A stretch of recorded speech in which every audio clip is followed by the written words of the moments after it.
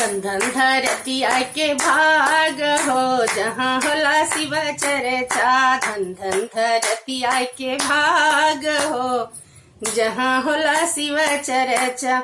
यही शिव चर्चा में ब्रह्मा जी अइले, वही शिव चर्चा में ब्रह्मा जी अइले।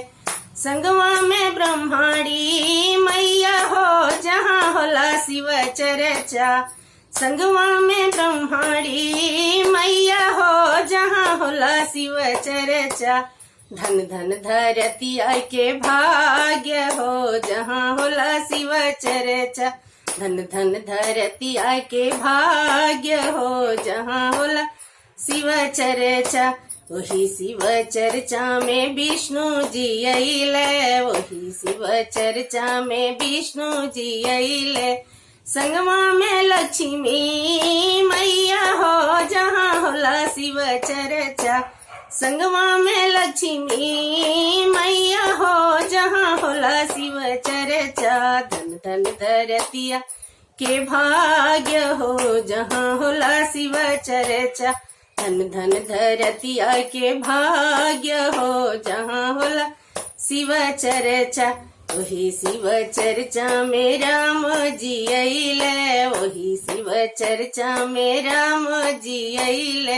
संगवा में सीता मैया साथ हो जहाँ होला शिव चर्चा।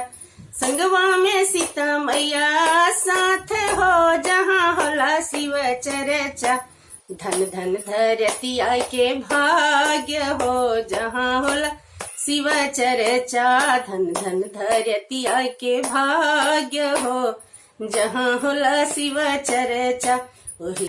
वही शिव चर्चा में कान्हा जी अइले, वही शिव चर्चा में कृष्णा जी अइले। संगवा में राधा मैया हो जहाँ होला शिव चर्चा। संगवा में राधा मैया हो जहाँ होला शिव चर्चा। धन धन धरतिया के भाग्य हो जहाँ होला शिव चर्चा। धन धन धरतिया के भाग्य हो जहाँ होला शिव चर्चा। धन धन धरतिया के भाग्य हो जहाँ होला शिव चर्चा।